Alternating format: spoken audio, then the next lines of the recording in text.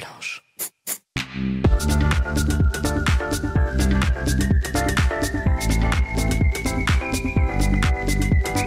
40 nuances de Next.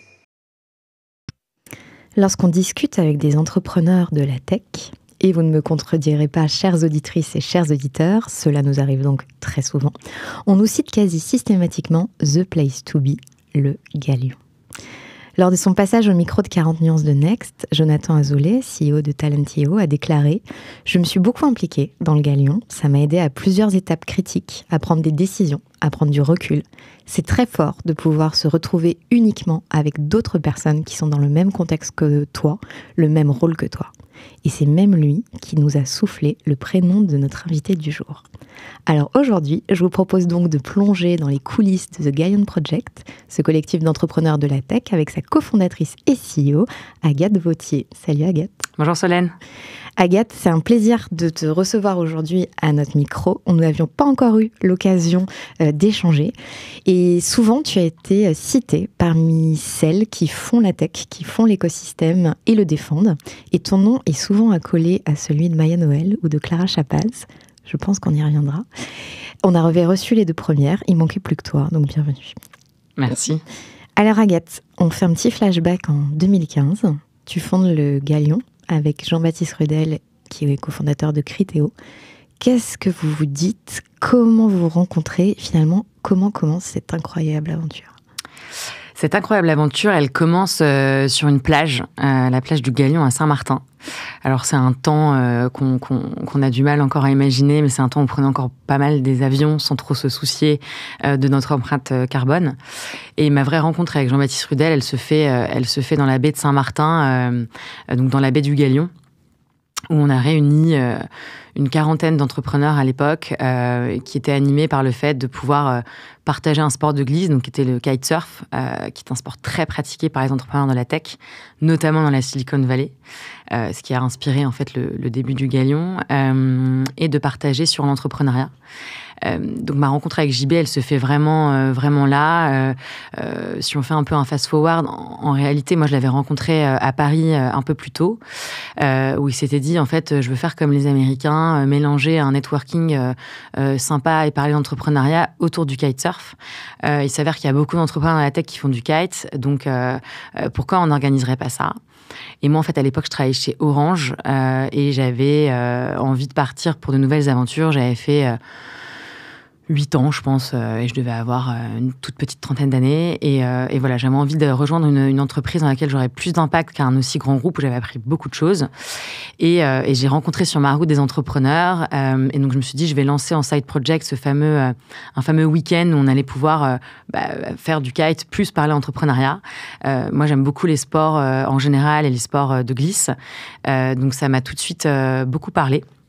Et donc, j'ai organisé ça et je me suis retrouvée à Saint-Martin avec Jean-Baptiste Rudel, Frédéric Mazella, Pierre Kosciusko-Morizet, Tatiana Jama, que tu connais, Arbia Smithy aussi, oui. Tout un tas d'entrepreneurs. Un certain nombre aussi qui venaient de New York, qui passaient leur premier hiver, comme des Jonathan Benamou, Loïc Moisan. Enfin voilà, on était toute une bande à se dire mais oui, pourquoi on ne se retrouve pas pour échanger sur nos expériences. Et tous ces gens, parce que là, du coup, j'ai fait un side project et on s'est retrouvés là-bas. Tu les connaissais déjà ? Non, je les connaissais pas. Et puis, c'était pas très connu à l'époque. Enfin, Criteo, moi, je voyais pas du tout ce que c'était. Frédéric Mazella, il avait pas levé 100 millions encore. Donc, ça s'appelait quand même déjà Blablacar, je crois, à l'époque. Mais moi, j'étais pas du tout dans ce milieu-là. Je venais d'une grosse boîte du CAC 40. Pour moi, Xavier Niel, c'était l'ennemi à abattre. T'imagines bien, quand tu viens de chez Orange et que t'as un challenger comme Xavier Niel. Enfin, j'étais pas du tout dans cet écosystème-là, mais j'étais quand même intéressée par l'innovation, par mon métier. J'étais dans le digital, donc je connaissais un petit peu. Et je m'étais dit, bon, j'organise ce week-end. Enfin, c'est quelques jours entre entrepreneurs parce que je sais le faire, ça me parle. Et au pire, je perds quelques jours dans ma vie. Et au mieux, en faisant du kitesurf, c'est plutôt sympa. Et au mieux, je rencontre des entrepreneurs. Et moi, je me suis dit, peut-être qu'ils vont chercher des CMO, des gens pour faire leur com, leur marketing. et que ça va me permettre juste de rencontrer des gens, quoi. Et en fait, j'ai surtout rencontré Jean-Baptiste qui m'a dit à la fin de ce séjour, toi, tu as une âme d'entrepreneur. Moi, en fait, donc lui, JB, pour info, il a fait une entrée au Nasdaq. Donc, Criteo est une boîte qui a été cotée aux États-Unis. Et il venait juste d'écrire son livre. On m'avait dit que c'était impossible, où il raconte toute son épopée entrepreneuriale. Et la French Tech avait à peine 1 an. Et il s'est dit, il y a vraiment un truc qui se passe. Il y a un alignement des planètes en France. On a des entrepreneurs, des ingénieurs incroyables. Moi, j'ai envie de stimuler les entrepreneurs, de leur dire que c'est possible. Et j'ai envie de le faire en joignant l'utile à l'agréable, parce que quand on est entrepreneur, quand même, c'est quand même dur. Enfin, t'en vois beaucoup. Et donc, il s'est dit, si on fait un truc entre entrepreneurs, il faut qu'on puisse un peu souffler et passer du bon temps. Et donc, le premier truc qui nous est venu, c'est de faire du sport dans un lieu en plein air. Donc, on a utilisé le kite, le ski au tout début. Et puis après, c'est devenu petit à petit le Galion tel qu'on le connaît aujourd'hui. On a 450 membres. Donc maintenant, on est un peu devenu la référence dans l'écosystème tech avec le think tank où on a un certain nombre d'outils et d'articles qu'on co-construit avec toute l'expérience des entrepreneurs. On n'est pas du tout un lobby. On est vraiment là pour outiller en fait, les entrepreneurs et donner des références de marché sur un certain nombre de sujets. Parce que voilà, les entrepreneurs qui lèvent des fonds avec des VC, c'est quand même des métiers qui sont assez nouveaux, qui ont une 30aine d'années.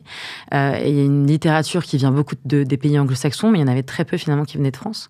Et donc nous, on apporte cette pierre-là à l'édifice, un réseau vraiment de partage entre pairs, où tu vas pouvoir rencontrer plein d'entrepreneurs, un peu comme le citait John, pour partager tes problématiques. Mm-hmm.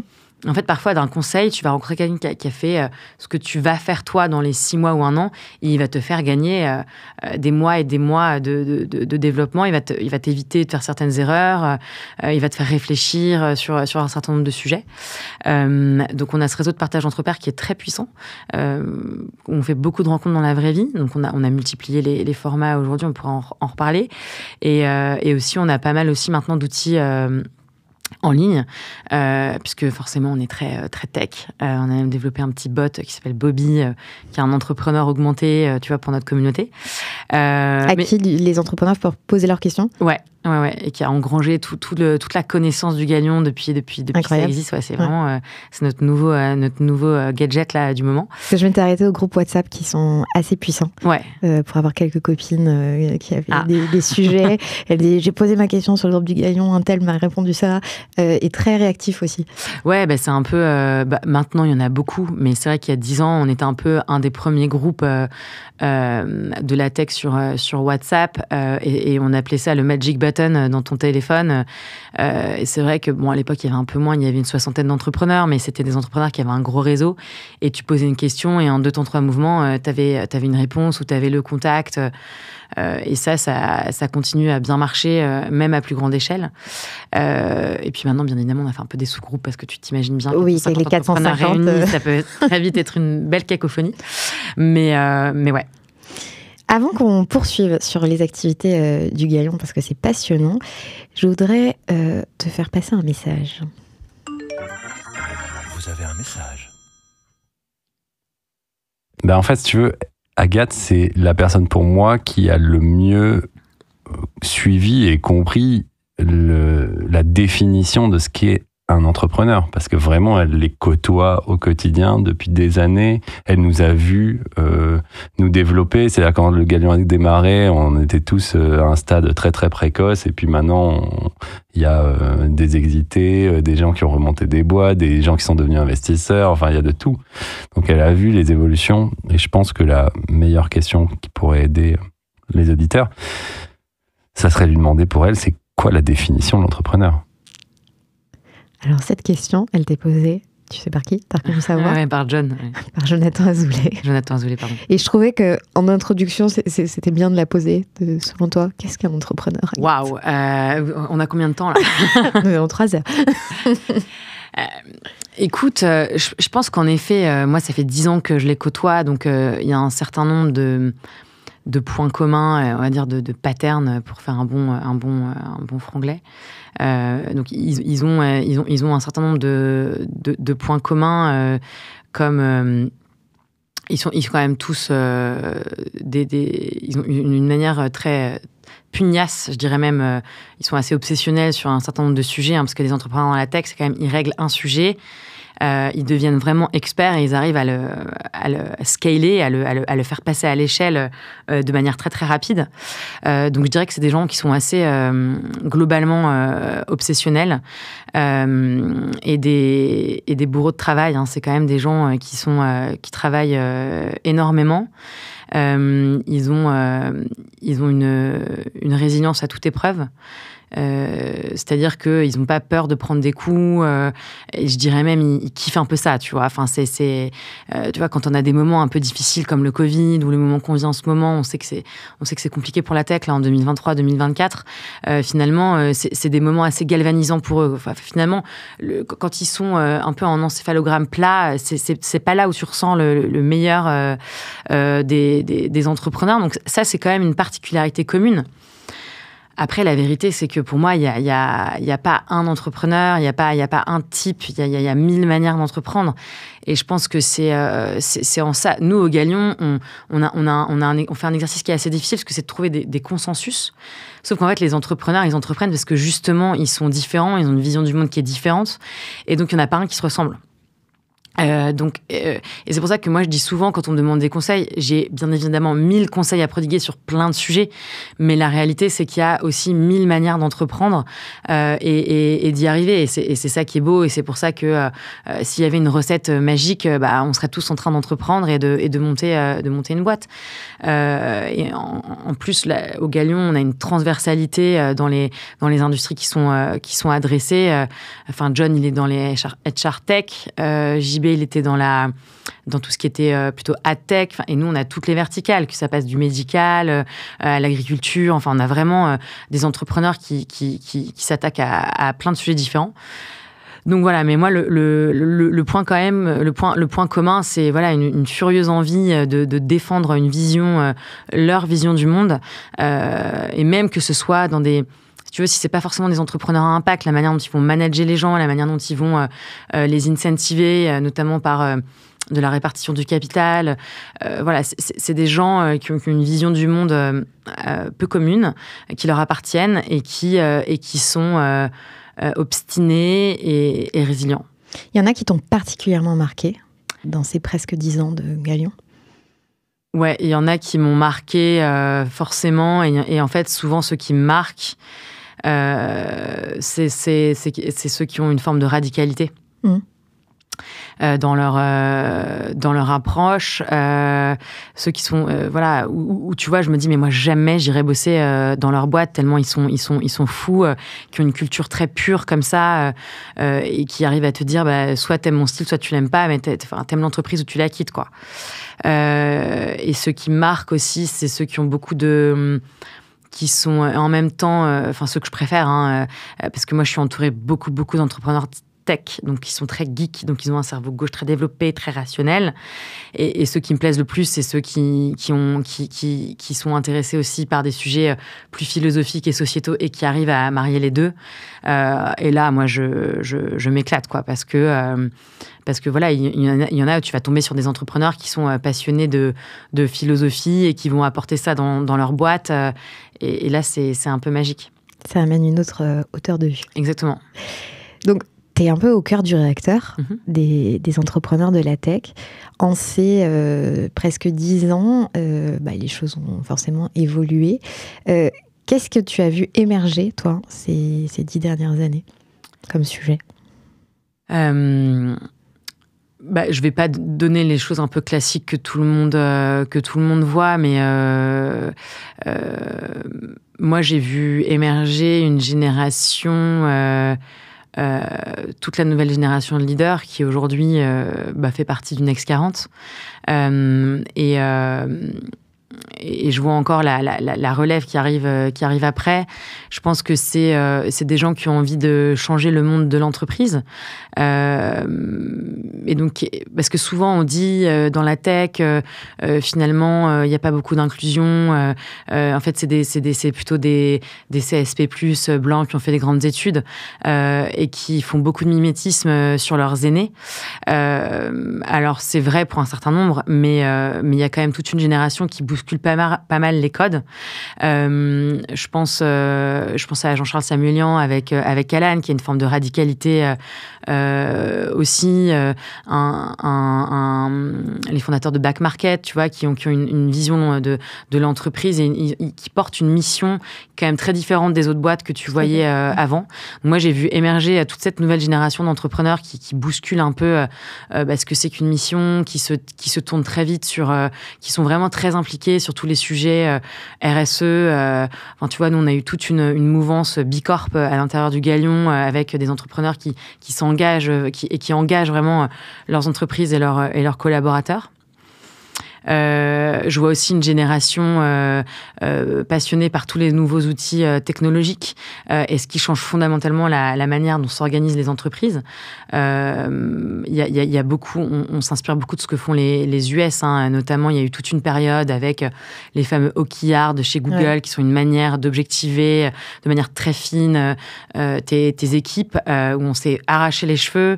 Et là, en ce moment, nous, on travaille beaucoup sur comment on implique l'IA en fait dans l'entreprise, parce que tu te rends compte que il y a quand même encore beaucoup, même dans la tech, il y a peu d'entreprises qui ont pris le pli de l'IA, hein, même des entreprises très tech, on est encore loin d'un usage et d'une implémentation complète dans les boîtes. Donc nous, on travaille beaucoup sur ce genre de sujet et ça va fondamentalement changer la manière dont on travaille.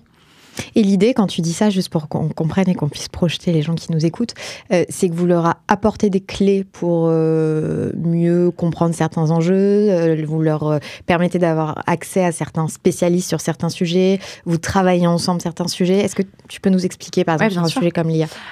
Sur un sujet comme l'IA, typiquement, moi, je vais me prendre un coup de fil d'un Pascal Lorne, si tu nous écoutes, de GoJob. Tout à fait, nous avons reçu sur voilà, qui est extraordinaire, qui va m'appeler 1 an avant que le truc ne fasse la une de tous les journaux en me disant « Agathe, il faut absolument que sur l'IA, on soit des pionniers. » Je travaille dessus avec mon fils qui doit avoir 14 ans et demi.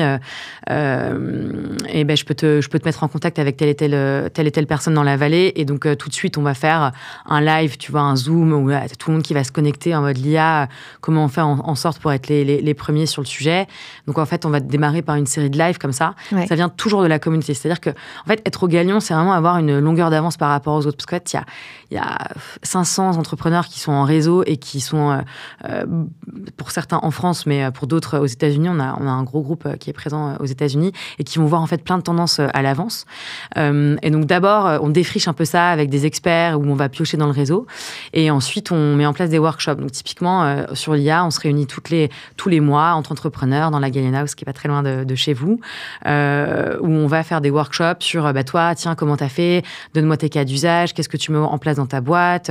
Il y en a qui vont dire qu'ils ont carrément créé une cellule, qui ont fait venir des experts. Donc c'est vraiment du partage d'expérience et nous on fait c'est plutôt des gens qui viennent de la communauté et après c'est assez facile avec le réseau du Galion d'aller chercher des experts qui vont nous aider sur un certain nombre de sujets. Donc ça on le fait sur l'IA, on le fait sur le climat aussi. Ouais. Pas mal. Après on le fait sur plein d'autres sujets, mais ça c'est vraiment deux programmes qu'on a montés là cette année. Et dans les originalités un peu, c'est qu'on a aussi beaucoup d'entrepreneurs en Galion qui se relancent. Puisqu'en 10 ans, comme disait John, moi j'ai vu pas mal d'entrepreneurs, certains qui ont revendu leur boîte, bien, très bien, très très bien, et donc qui ont envie de relancer leur deuxième vie. Ouais, leur deuxième vie, ou leur troisième parfois. Pour certains. Et donc du coup, voilà, qui vont trouver au Galion des gens avec qui échanger sur leurs idées, pourquoi pas s'associer. On a des super belles histoires. Voilà, il y en a deux entrepreneurs à chaque fois. En plus, c'est un homme et une femme, c'est rigolo, qui se relancent dans des entreprises. Et donc on a un programme qu'on a appelé le programme de Relaunch. Ouais. Où on a à peu près 80 entrepreneurs qui se voient tous les mois, pareil, pour échanger sur leurs nouvelles idées de boîte. Et il y en a énormément qui s'adressent sur tous les sujets, justement, climat. Et c'est là où je te dis, je vois émerger aussi toute une nouvelle génération d'entrepreneurs qui mettent le sens au cœur, en fait, de leur aventure entrepreneuriale. Tu disais, j'en ai vu pas mal qui ont hésité. On en a parlé off micro tout à l'heure. On a un podcast qui est dédié à l'exit qui s'appelle le Cash Out. Et dans Cash Out, souvent, les entrepreneurs disent combien on n'est pas préparé à vendre sa boîte. Alors, toute la phase de négo, mais aussi le jour d'après, en fait, quand tu n'es plus chez ton repreneur. Et cette espèce de vide intersidéral, c'est quelque chose sur lequel vous travaillez au Galion pour les accompagner? En fait, depuis le début, on en parlait tout à l'heure ensemble, mais le Galion, c'est vraiment l'endroit dans lequel ils peuvent se parler. Parce que la réalité, c'est que quand on va dire, si tu prends l'exemple d'un entrepreneur qui a fait un bon cash-out, donc en général, c'est qu'il devient riche. Et la spécificité dans la tech, c'est qu'en général, c'est pas des gens de grande famille, donc ils savent pas finalement gérer une fortune, et ils assument pas ça. Et ils savent pas à qui en parler, parce qu'en fait, tu vas pas aller voir ton cousin, ta cousine, ton meilleur pote en disant là, j'ai gagné 2 à 10 millions, et en fait, c'est l'enfer, je sais pas quoi en faire. Est-ce que j'ai des enfants, j'ai pas des enfants, j'ai envie de transmettre, mais j'ai pas envie qu'ils soient nés avec une petite cuillère dans la bouche. Qu'est-ce que je vais faire de cet argent? Est-ce que je mets dans la holding? Donc, c'est ces trucs techniques. Ça, finalement, tu peux trouver, tu vois, des banquiers. Ça, mais c'est plutôt, en général, c'est plutôt assez philosophique de ce qu'ils vont faire. Et c'est vrai que le Galion, c'est vraiment un endroit un peu spécial où là, quand tu as des problèmes sur ces sujets-là, tu peux en parler à des gens qui ont vécu la même chose. Et donc, tu vas vraiment pouvoir avoir des super conseils. Donc, j'invite les auditeurs de Cash Out qui sont dans ce truc-là à vraiment rejoindre le Galion. Enfin, moi, je préfère les avoir quand ils sont opérationnels, mais parce que le Galion, c'est plutôt quand tu es opérationnel. Mais c'est vrai que c'est un sujet dont on parle beaucoup, et on parle aussi beaucoup d'entrepreneurs qui sont en phase d'exit, parce que là, pour le coup, tu as énormément de conseils des autres entrepreneurs qui t'expliquent les étapes, comment faire une bonne négociation, parce qu'il y a un moment donné, en général, les exits, quand tu vends ta boîte, ça peut aller très vite, mais ça peut aussi être très long. Donc là, il faut tenir la longueur, faut pas lâcher la barre parce qu'en fait, t'en as marre. Enfin, et donc d'avoir un peu un peu ce que décrivait John, quoi, ta team d'entrepreneurs autour de toi qui va t'aider, c'est indispensable. Et donc il y a le Galion, mais le Galion n'est pas le seul réseau d'entrepreneurs dans la tech. T'as des gens qui t'accompagnent très bien, comme le réseau Entreprendre. Il y a plein d'endroits. Après, nous, on est très spécifique sur la tech, mais je pense que c'est important de te faire accompagner dans ces moments-là, avant, pendant et après. On l'a pas précisé, mais il faut bien mettre des règles pour entrer à un moment dans une sorte de club, d'association. Est-ce que tu peux nous les redire, les règles, pour pouvoir adhérer au Galion? Là, c'est simple. La règle, c'est un peu la règle, même s'il y en a plusieurs. Il faut avoir levé 3 millions d'euros pour entrer au Galion et être parrainé par un entrepreneur du Galion ou une entrepreneur. C'est la spécificité du Galion, c'est qu'on n'a que des entrepreneurs qui ont une term sheet, qui ont un board et des objectifs de croissance. Alors parfois, ça nous l'est reproché. C'est pas du tout un jugement de valeur, parce que pour moi, la levée de fonds, c'est juste un moyen d'entreprendre. Et il y a 1000 manières d'entreprendre. C'est juste que moi, j'ai cofondé le Galion avec Jean-Baptiste Rudel, Frédéric Mazella, Pierre Kosciusko-Morizet. Et donc, c'est que des entrepreneurs, finalement, plutôt tech, qui ont levé des fonds. Et en fait, on s'est dit, ça a été une fame à un moment donné. Enfin, ça a été très porté par les médias, mais il y a eu quand même une longue traversée du désert, et ces entrepreneurs étaient assez seuls avec peu de bonnes pratiques.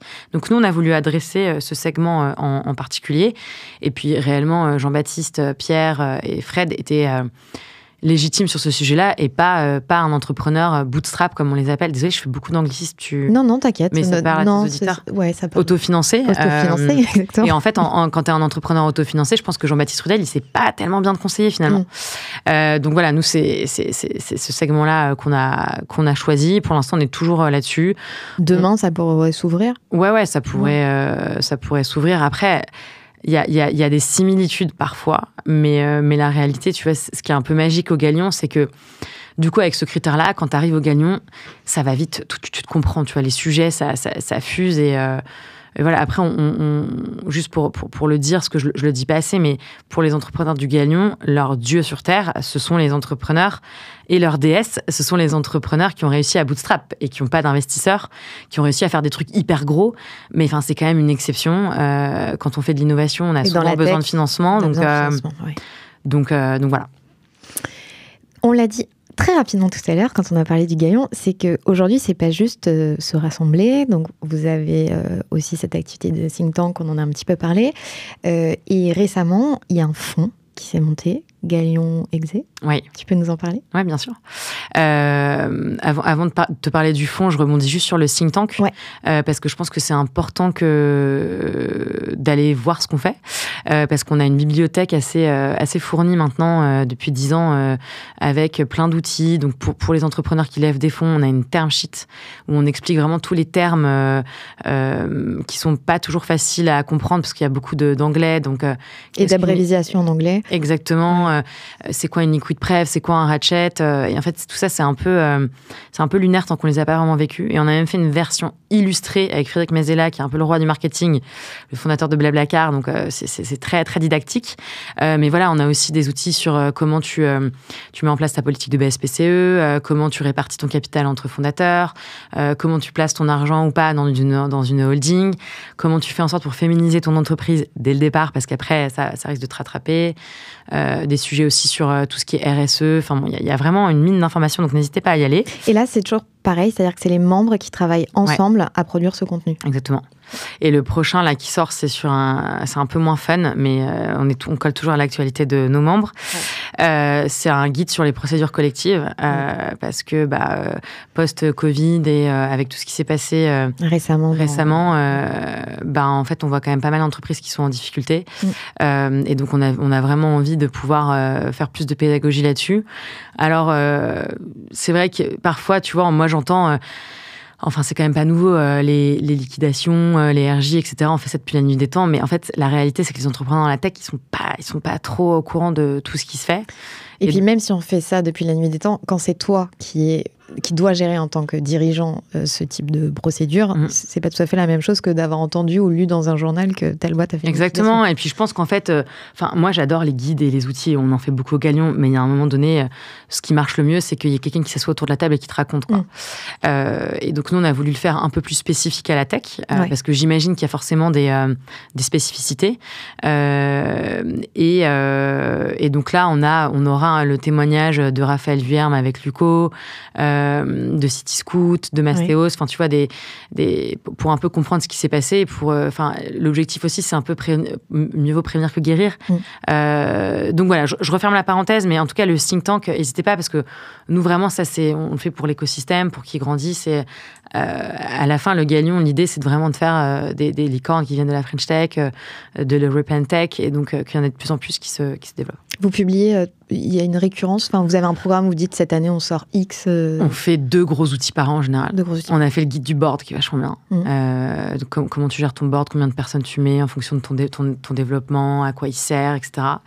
Et ça a cartonné, parce que finalement, les boards, tu vois, des entreprises cotées ou c'est assez réglementé. Réglementé, ouais. Je sais pas si c'est réglementé, mais je sais pas si c'est le bon terme, mais en tout cas, il y a des process. Oui. Peut-être c'est réglementé d'ailleurs. Oui, surtout quand tu es en bourse. Ouais. Mais bien sûr, quand tu es en bourse, c'est très réglementé. Mais en fait, on ne sait pas tellement ce que c'est le board d'une start-up, tu vois, comment ça fonctionne, etc. Et c'est une des rares conférences que j'ai fait. On l'a fait chez Vaudou, où j'entendais mais vraiment les mouches voler, quoi. C'est-à-dire que tout le monde était pendu aux lèvres des entrepreneurs, notamment de Jean-Baptiste Rudel, qui a fait son board. Tu vois, il a fait de 0 à 3000 personnes. Il a connu le board où ils sont 3 avec le fonds d'investissement jusqu'au Nasdaq. Donc, t'imagines le truc, quoi. Ouais. Et donc, il a partagé toutes les étapes. C'est vraiment passionnant. Donc, j'invite les auditeurs à télécharger ce guide. Il est vraiment chouette. Je peux en parler pendant 1000 ans. C'est hyper intéressant. Mais voilà. Et donc, oui, et le dernier bébé dont on est super fiers. Et là, je suis hyper contente parce qu'on a closé le fonds il y a 3 semaines. Et donc c'est Galion Exé qui est notre tout premier fonds en early stage. Donc on est un fonds de seed. Donc on met des tickets entre 200 jusqu'à 2 millions à peu près. Donc en fait on fait pré-seed, seed et post-série A. Ouais. On a levé de fonds, on a commencé à lever, tu vois, en 2021. Donc à l'époque les seeds c'était plutôt 1,5 million, 2 millions. Ce qui était un peu n'importe quoi, enfin pas n'importe quoi, mais bon. Donc là, on redescend un peu nos tickets, mais voilà, c'est une aventure incroyable qu'on a construite avec Willy Brown et Kevin Kuipers, qui sont les 2 partenaires du fonds. Et c'est assez génial parce qu'en fait, le Galion, tu vois, on fêtait nos 10 ans l'année prochaine. Et en fait, les entrepreneurs, donc, on fait des cash-out ou des exits et ils m'ont tanné pendant des années pour monter un fonds d'investissement, faire des club deals, etc. Et moi, je traînais un peu des cas de fer. J'étais là, non, mais le Galion, c'est un état d'esprit un peu familial. On va pas mettre d'intérêt économique, etc. Et puis, il y a un moment, ils m'ont dit, mais non, mais en fait, on est devenus... on partage les mêmes valeurs, on est devenus super proches, on a vraiment envie de faire ça. Et en fait, on a testé le format sur un concours qu'on organisait qui s'appelait Galion Booster. Et moi, je leur ai dit, bon, bah, si vous voulez le faire, on teste le format donc, sur ce fameux Galion Booster. Et on voit si on lève des fonds, quoi. Et en fait, on a fait Wiser, qui est une entreprise dans la data, où on a levé 2 millions. Qui était porté par Bertrand Diard, qui est un grand entrepreneur aussi, qui a fait une IPO Nasdaq, qui n'est pas du tout connu, mais enfin, qui est moins connu. Et donc, en fait, le modèle a bien marché. Et donc, je leur ai dit, OK, on monte un fonds. On s'est super bien entendu avec Kenny et Winnie. Donc, on a monté un modèle avec la communauté du Galion, hyper imbriquée, qui est là pour nous envoyer du deal flow, pour faire la due deal, avec un comité d'investisseurs qui est composé d'entrepreneurs. Je vais les citer, c'est Jean-Baptiste Rudel, Thierry Petit, Carole Walter et Didier Kuhn, qui fonctionnent hyper bien. Et donc, on a levé 60 millions. Là, on a fait à peu près une dizaine d'investissements. Et vraiment, on s'éclate. Il y a eu un moment un peu compliqué dans le VC, mais là, avec tous les projets dans l'IA, dans le climat, il y a plein de trucs qui se passent. Donc là, vraiment, c'est un super moment pour investir. Et en plus, on a closé notre premier fonds. Donc franchement, c'est une bonne période là. Et ces entreprises dans lesquelles vous investissez, elles ont donc accès au Galion. Ouais, c'est un peu le Graal, quoi. C'est un peu le Graal, c'est génial. Tout le monde se rue pour que le Galion investisse. Et ça fait partie des unfair advantage qu'on offre en fait à nos investissements, aux entrepreneurs dans lesquels on investit, c'est qu'ils rentrent dans la communauté du Galion et donc ils ont accès à tous les entrepreneurs, tous nos événements, notre plateforme, etc. Quel sujet a été le plus compliqué d'avancer depuis les débuts du Galion ? Il y a eu, c'était le fonds d'investissement. Le dernier gros projet. Ouais, c'est le dernier gros projet. Parce qu'en plus, en termes de réglementation, c'est là, en fait, le truc, c'est que le Galion, ça a toujours été réseau de partage entre pairs, think tank. Et donc là, tu es un peu dans un milieu où tu réunis les entrepreneurs. C'est un peu... moi, parfois, c'est un peu dévalorisant. Et tu vois, comme je suis une femme, faut pas trop que je le fasse trop. Mais moi, parfois, je dis, j'étais géo du Club Med. Donc, tu réunis les entrepreneurs, tu leur fais passer des bons moments. Franchement, il y a plein d'histoires magiques qui sont passées au Galion. T'es un peu dans l'écosystème. T'es quelqu'un d'extraordinaire parce qu'en fait, tu donnes des ressources gratuitement. Ce qui est une term sheet là, de tout le think tank dont je te parlais. On a fait ça complètement de manière... pour faire grandir l'écosystème. Mmh. Et une fois que tu fais le fonds d'investissement, là, c'est un peu différent, quoi. C'est-à-dire que tu vas chercher tu gères l'argent des gens, en fait. C'est un autre métier. C'est un autre métier. Et donc, moi, ça a été le projet le plus passionnant et le plus compliqué à sortir de terre. Et en même temps, tu avais cette appétence. Ouais. Et en même temps, ça aurait été dommage qu'on le fasse pas parce que, tu vois, sur le fonds de 60, on avait plus de 40 millions avec des privés. Mmh. Donc vraiment, les premiers qui nous ont fait confiance, c'est les entrepreneurs. Ils avaient vraiment envie de ça, d'un fonds qui leur ressemble. Donc ça aurait été dommage de ne pas le faire. Et même pour toute la génération d'entrepreneurs-là, de ne pas bénéficier de l'expérience de tous ces entrepreneurs qui se mettent en commun. Donc voilà. Mais je crois que ça a été le projet le plus compliqué. Après, il y a eu des projets compliqués dans le sens où tu les sors et puis ils ne marchent pas. Donc ça, c'est la vie d'entrepreneur, de sortir des trucs qui fonctionnent pas. Donc c'est dur, mais bon, je pense que le gros challenge, il est là. Et puis, même si on a fini de lever, il est le truc le plus important, c'est d'investir dans les bons projets avec les bonnes équipes. Donc tu vois, c'est pas fini, mais en même temps, on aime bien la face nord. Et il y a des règles sur des règles que vous fixez sur ces projets, bien évidemment dans la tech, on imagine bien. Mais est-ce qu'il faut absolument qu'il y ait, deux fondateurs, un fondateur femme, une fondateur homme, ou c'est à partir que tu es dans la tech, tu peux postuler? Ouais, non, on n'a pas très de... ouvert. On est très ouvert. On a 5 verticales sur lesquelles on investit. En gros, on fait pas mal de DevTools, B2B SaaS, parce qu'il y en a beaucoup dans le Galion. On fait de la cybersécurité pas mal. On fait pas mal d'infra, en gros.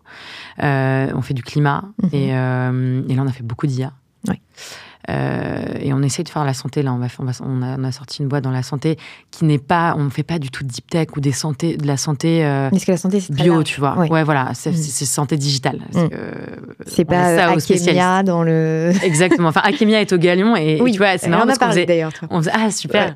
Ouais. On faisait une review de tous nos entrepreneurs qui sont rentrés là au Galion récemment. Et Willy Brand, qui est un des associés sur le fond, est passionné de santé. Et on en a rentré pas mal d'entrepreneurs sur le Galion Project, donc partie communauté. Oui. Et il était trop content. Et voilà, et peut-être qu'on en fera, tu vois, parce que l'idée quand même du fond, c'est de se dire, on investit dans des sujets où on a des expertises à l'intérieur du Galion. Mais t'imagines, c'est magique. Moi, j'ai n'importe quel dossier, je peux appeler, j'ai 450 entrepreneurs sur toutes les verticales où je peux faire une due deal sur le projet. Donc franchement, ça aurait été dommage qu'on passe à côté de ça. Exactement. J'ai un autre message pour toi, plus autour de la communauté dont on parle beaucoup. Vous avez un message. Bonjour Agathe, j'aimerais beaucoup savoir comment vous avez réussi à créer et à entretenir une communauté fidèle autour du Galion, et puis aussi quelle stratégie vous avez utilisée pour à la fois favoriser l'engagement, mais aussi le sentiment d'appartenance parmi vos membres. Merci beaucoup. Alors cette question, c'est Olivia Hervy, qui est un peu la géo de Vivatech de l'écosystème VC. Je la connais pas. Et tu vas la connaître bientôt parce qu'elle est arrivée il n'y a pas très longtemps. D'accord. Trop bien. Son premier Vivatech Inside. Oula. Merci Olivia pour ta question. Beaucoup d'alcool. C'est ça mon secret. Ça fédère. Non, je rigole, mais c'est pas complètement faux. C'est pas l'alcool, mais moi j'ai une des valeurs assez fortes au Galion, c'est un peu la joie de vivre. Enfin, c'est pas un peu. Je pense qu'au Galion, avant tout, les gens ils viennent parce que il y a vraiment un état d'esprit de convivialité. Et en fait, l'entrepreneuriat, c'est tellement dur. T'es tout le temps en train de vendre, tes investisseurs, bien sûr, tes clients surtout, tes collaborateurs, tu vois, enfin, tes partenaires, etc. Qu'il y a un moment, t'as besoin d'une soupape de décompression et tu peux pas la trouver sur ces parties-là. Parce qu'en fait, tu peux pas des gens dire. Qui comptent sur toi, tu peux pas tout dire. Et donc, en fait, je pense que ce qu'on a réussi à faire au Galion, c'est ça, c'est créer un peu une bulle, un espace où les entrepreneurs enlèvent l'armure. Et donc ils prennent toujours beaucoup de plaisir à se retrouver. Donc voilà, il y a une notion de on va s'améliorer, on va se partager de la connaissance parce que c'est quand même des gens qui sont très intelligents, qui sont très curieux et qui ont toujours envie d'apprendre. Donc ils vont toujours apprendre au contact les uns des autres. Et en même temps, ils participent à une mission qui est beaucoup plus grande qu'eux. Et donc moi, je pense que ce qu'on a réussi au Galion, c'est 1, cette convivialité, 2, apprentissage permanent, et 3, c'est de redonner en fait à l'écosystème. Et je pense les membres qui sont au Galion, ils ont un sentiment de fierté d'appartenance. Et donc en fait, il n'y a jamais un entrepreneur qui me refuse de participer à un outil, même sur, tu vois, des procédures qui vont te parler de liquidation ou de RJ. Et c'est pas là où ils vont te parler du meilleur deal qu'ils ont signé ou de la levée de fonds où ils vont faire ouba, tu vois. C'est des sujets qui sont compliqués à adresser. Ils me disent ok, je le fais. Parce qu'en fait, voilà, c'est une mission qui te transcende, et quand t'es entrepreneur, t'as envie qu'il y ait de plus en plus d'entrepreneurs et que t'as envie de développer l'écosystème. Donc je pense que c'est un peu un trio gagnant comme ça, où en même temps tu vas pour toi parce que tu vas grandir en tant qu'entrepreneur, tu vas apprendre et tu vas aussi, tu vas faire grandir l'écosystème. Donc t'es en mode give back. Et puis tu kiffes et tu te marres, quoi. Parce que quand même, on a tellement de chance d'être là où on est aujourd'hui, tu vois, de se parler dans ce studio du 2e arrondissement. Donc, moi, je trouve que de rendre, de kiffer sa vie et de passer des moments comme ça, c'est un minimum, quoi. Donc, il y a un peu tout ça. sais pas si ça va aider Olivia, mais je pense qu'elle a un peu ce même truc avec Vivatech. Vivatech, il y a une mission assez forte aussi de placer la France sur la carte mondiale. Et on est toujours super heureux. Je pense qu'il y a personne qui lui refuse non plus de parler sur Vivatech. Donc il y a un truc un peu similaire, je pense. Dans ce que tu dis, j'avais 2 questions. La première, c'est aujourd'hui, il y a quasiment 450 membres. Donc, on ne gère pas non plus la même manière 450 que 60. Comment on continue, en fait, à faire vivre cette culture Galion, si je puis dire? La deuxième question, je la poserai après. Ok, vas-y, si tu veux. Non, la deuxième, je Ok. Écoute, ça, on est encore en train de bosser dessus. Pour le moment, en fait, ce qu'on fait, c'est que, tu sais, c'est un peu... comme ces marques qui me passionnent, moi, qui sont... moi, je viens du milieu un peu com, etc. Donc, et des milieux des marques. Et en fait, on a une approche assez globale. C'est-à-dire que pour moi, on a une mission Galion, c'est accompagner les entrepreneurs innovants dans la tech pour construire le monde de demain. Ok, fine. Ça, c'est vraiment un truc qui nous relie tous, mais on va créer des événements à chaque fois en local. Donc en fait, moi j'ai en effet un WhatsApp qui réunit tout le monde, j'ai une plateforme, mais quand tu vas faire un break, là on a fait un break qui s'appelle un deep dive sur de la négociation, où ils étaient avec David Corona, un ancien négociateur du GIGN. J'ai vu les photos sur LinkedIn. C'était dans la boue et tout, machin. Bah ça, c'est un truc qu'on montre. Maintenant, on a décidé de montrer un peu plus ce qu'on faisait parce qu'on était assez mystérieux à une époque. Mais si tu veux, là, ils sont 15. Et en fait, on ne sait pas ce qui se passe pendant... Et donc là, ils créent un moment fort à 15. Et donc, à chaque fois, il y a un petit WhatsApp à 15. Et en général, ils continuent à se voir. Tu vois, là, je sais que l'année d'avant, on a fait un truc sur la gouvernance. Et en fait, ils se font encore des bouffes du WhatsApp de 15. Et donc, en fait, je pense que ce qu'il faut réussir, et ça, c'est beaucoup YPO. Les Américains sont hyper forts, tu sais, pour faire des trucs mondiaux à la YPO ou Rotary, pour ceux qui connaissent pas YPO. Mais voilà, avec une mission mondiale. Et en même temps, ils arrivent à faire des chapitres. Moi, c'est mon Graal, tu vois, de me dire que si j'arrive à faire ça, à faire des chapitres dans différentes parties du monde avec le même DNA, voilà, il y a un moment donné, tu te retrouves 15 personnes dans la salle et il y a un truc qui se passe. Donc, c'est pour ça que moi, je crois encore beaucoup au physique. Et je suis un peu l'ovni au Galion.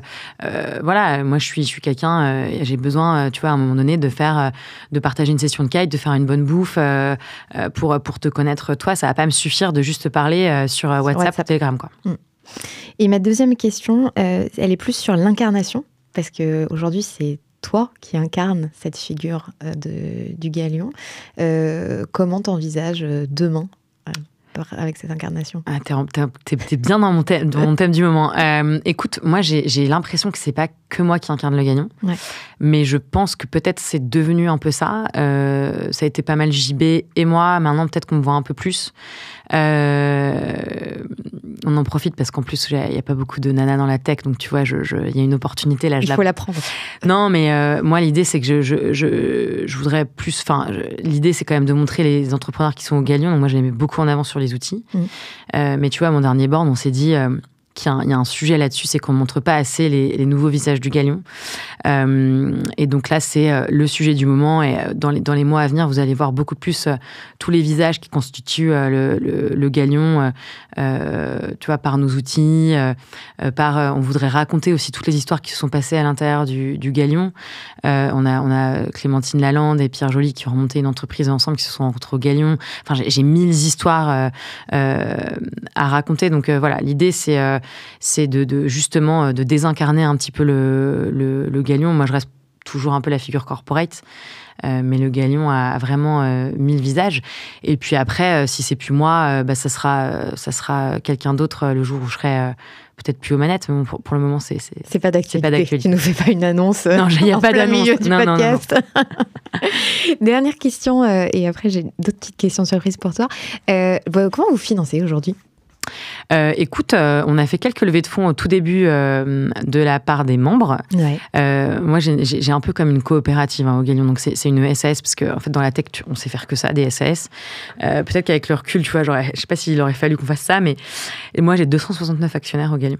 Okay. Donc, en fait, à une époque, on était en association et on a passé l'association en entreprise et on s'est dit, tout le monde va être actionnaire, tu vois. Donc, t'étais obligé, si tu voulais rester au Galion, d'être actionnaire. Enfin, c'était une autre époque. On a fait un truc hyper compliqué, bref.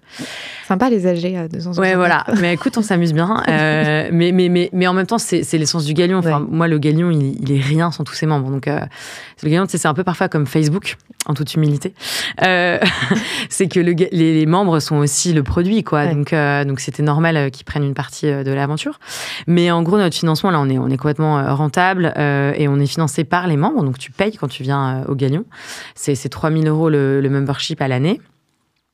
Et ensuite, on a des événements, on ne gagne pas beaucoup d'argent là-dessus, mais qui nous permettent de gagner un petit peu d'argent. Et on a quelques partenaires. J'avais une grosse stratégie sur les partenariats qui a un peu diminué maintenant, parce qu'en fait, les entrepreneurs ne viennent pas tellement pour ça. Il y a d'autres réseaux dans lesquels ils peuvent rencontrer des partenaires extraordinaires.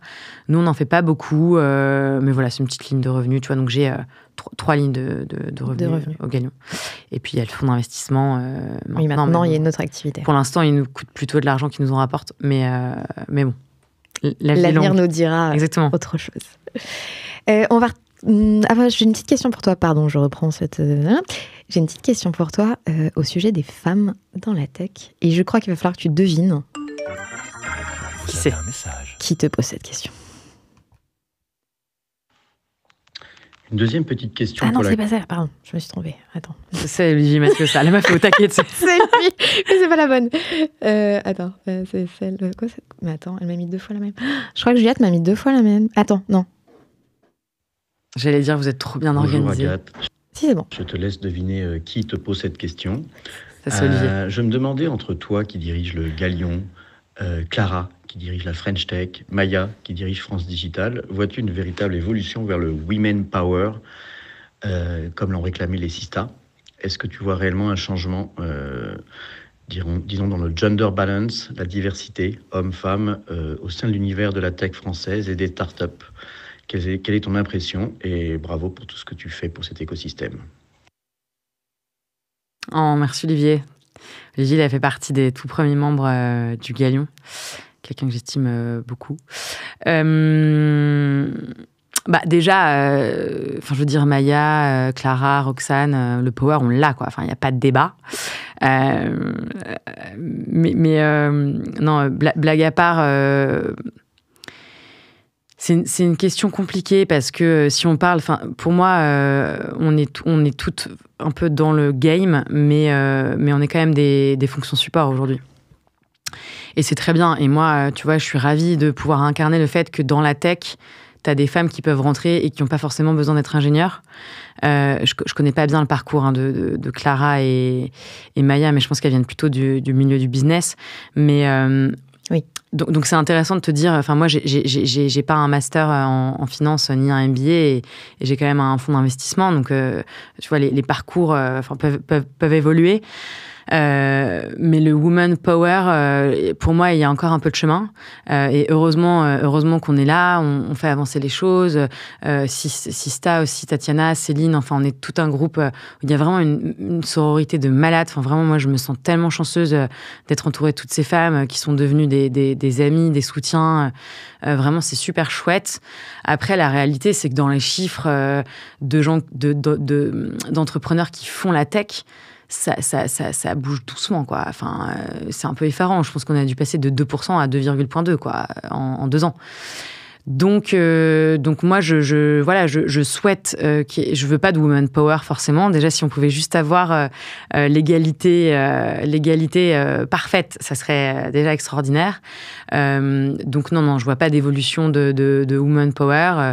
Moi, je travaille personnellement à ce qu'il y ait une meilleure balance. Et donc, je pense qu'il faut redoubler d'efforts pour qu'on y arrive. Et c'est pour ça que je trouve que clairement, on manque de radicalité. On manque de je sais pas si c'est... Ouais, si on manque de radicalité dans notre approche, il faut qu'on soit beaucoup plus... il faut qu'on y aille beaucoup plus fort, quoi.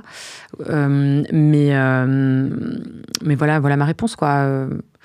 il y a une évolution. Moi, je vois des femmes entrepreneurs s'attaquer à des sujets vraiment hyper osés. On a parlé de Pigment, Éléonore, qui a fait une levée record. Éléonore Crespo. Ouais, de Pigment pour une start-up. Moi, au Galion, il y a plein de femmes. Sophie Cahen, qui est dans la robotique, Arbia, qui est dans la fintech. Enfin voilà, maintenant, les femmes n'ont pas juste des plateformes de e-commerce, quoi. Ouais. Elles s'attaquent à des gros sujets. Donc, il y a une évolution. Il faut qu'on soit hyper vigilant à ce que cette génération d'entrepreneurs femmes puisse bien évoluer et qu'on redouble d'efforts pour qu'elles y arrivent, quoi. Au Galion, vous avez ce même pourcentage dans les membres ? Alors au Galion, non, au Galion, on a beaucoup, on doit être à 13% les derniers stats. Je crois c'est 10% de femmes entrepreneurs dans la tech au niveau national, et tu dois être à 14% à Paris, un truc comme ça. Donc nous, on est un peu en haut des stats parce que moi, je redouble d'efforts sur le sujet. On a BNP Paribas avec qui on bosse, tu vois, on fait depuis un moment des jurys pour que les femmes viennent dans les réseaux, parce que c'est pas très naturel pour les femmes de faire partie de réseau. Donc moi, aujourd'hui, j'ai 80 femmes, je crois, qui font partie du Galion. Mais je fais attention tout le temps pour qu'elles viennent. Et moi, je suis hyper optimiste sur le sujet. Et d'autant que je vois toute la génération d'entrepreneurs, la nouvelle, ils sont à fond, quoi, sur l'égalité. Il y a une vraie différence avec... Les trentenaires, là, ils sont... c'est un vrai sujet qui les touche, quoi. Oui, ils prennent le sujet. Ils prennent part, ouais. Ce qui est un des gros enjeux pour nous, en fait, c'est que les hommes nous aident, y compris les bénéfices. Et moi, tu vois, quand j'ai rejoint le Galion, il y avait ce Copé-Zimmermann, la loi des quotas des boards. Ouais. Je te jure, ils faisaient la gueule. Hein. Ils étaient là, mais attends, nous, déjà, on galère à avoir des super profils parce qu'on est des startups, personne ne nous connaît. Maintenant, il va falloir qu'on se tape des femmes, ça va être encore pire, etc., machin. Et les mêmes personnes m'ont dit, tu vois, 5-6 ans après, mais c'est génial d'avoir des femmes, ça a changé le board, il y a beaucoup moins d'ego, on s'écoute plus, et donc maintenant, ils commencent à être défenseurs, mais ça, c'est notre responsabilité à nous, en tant que femmes, de les inclure et de manière douce, quoi. De manière douce et leur montrer les bienfaits d'avoir des femmes dans les boîtes. Vous avez un message. Une deuxième petite question pour la gratter pour Agathe, toujours de la part d'Olivier. Je me demandais en fait si tu voyais une évolution importante dans la relation entre les VC, les investisseurs de capital risque, et les entrepreneurs et les start-upers, puisque je sais que le Galion, hélas, a exclu les entrepreneurs qui étaient devenus investisseurs comme moi. J'ai plus la chance de faire partie du Galion. Je me demandais ce que ça reflétait en fait en termes de relations, de confiance dans cet écosystème entre ceux qui cherchent de l'argent et ceux qui investissent, sachant qu'il y a eu des changements de rapport de force avec des valorisations qui étaient très élevées il y a 2-3 ans, qui sont beaucoup plus basses maintenant, en dehors de l'intelligence artificielle et régénérative. Donc voilà, quel est ton point de vue, cette évolution en tant qu'écosystème, notamment au niveau France et Europe ? Alors Olivier, tu sais bien que Galion un jour, Galion toujours. Donc ça... Vous avez des alumni d'ailleurs ? Tu sais que c'est un truc en backlog. Je sors tous les sujets. Non, mais attends, j'ai du taf, hein, tu vois. Ouais. Non, on pourra s'en parler, mais on a beaucoup d'alumni, mais on n'a pas de programme dédié. Okay. Et c'est un vrai. Il dit que c'est un peu à gratter parce qu'il sait très bien que c'est un truc. Que moi, j'aimerais qu'on puisse, tu vois, garder les entrepreneurs qui sont ici, mais c'est un sujet qui est intéressant parce que pour moi, Olivier, il est entrepreneur. Il est devenu VC, certes, mais il a un mindset entrepreneur, il le gardera tout le temps. Mais en fait, quid du jeune entrepreneur qui a 25 ans, qui rentre au Galion et qui va Olivier Mathieu ? Il n'a pas les mêmes yeux que moi. Et pour lui, c'est son VC, tu vois. Donc, et maintenant, la frontière est très fine et nous, notre décision, tu vois, à chaque fois, on se pose la question de qui peut rester, qui ne peut pas rester. La vérité, c'est qu'on a certains VC qui sont encore au Galion, mais moi je pense que il y a un moment donné, il y a pas d'un côté les VC et d'un côté les entrepreneurs, et nous c'est pas ce qu'on a voulu faire au Galion, c'est juste qu'on a eu envie d'avoir une bulle Moi, je l'ai vu quand donc j'étais dans la baie du Galion à Saint-Martin. Il y avait Philippe Bottery, qui est un des plus grands VC, qui est chez Accel Partners, qui était invité. C'était le seul VC parmi tous les entrepreneurs. Il est ultra sympa, Philippe. Enfin, on a passé un super bon séjour. Mais je suis désolée, c'est comme si là, il y avait Ryan Gosling dans la pièce avec nous deux. Tu vois, ou Adriana Carambeu. Enfin, tu vois, on se serait mis... peut-être qu'on serait pas habillés pareil, peut-être qu'on se tiendrait comme ça.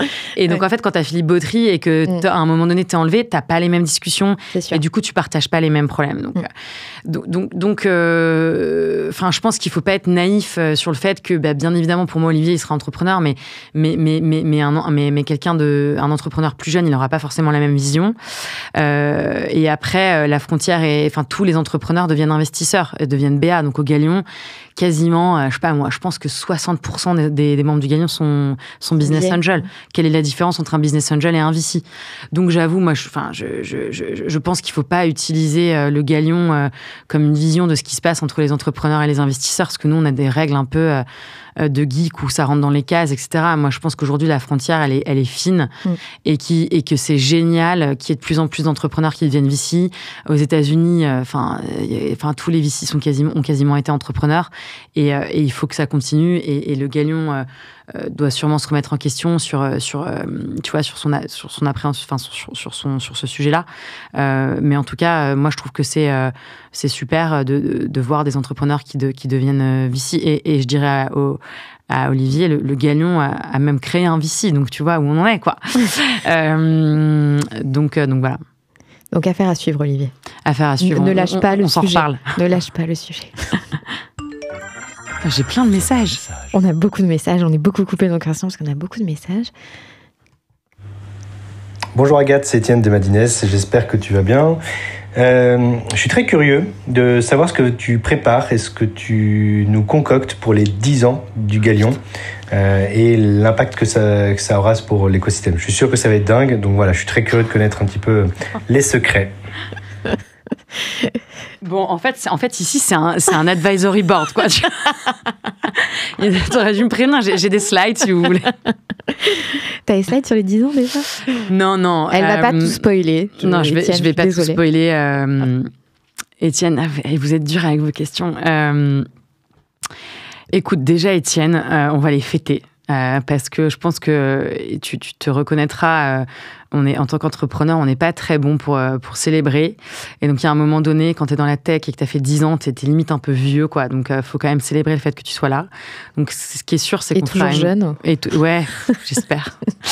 Donc, c'est sûr qu'on fera une grosse fête et on a un certain nombre de services dans les cartons que je peux pas vraiment révéler maintenant, mais je te promets une exclue pour Madines.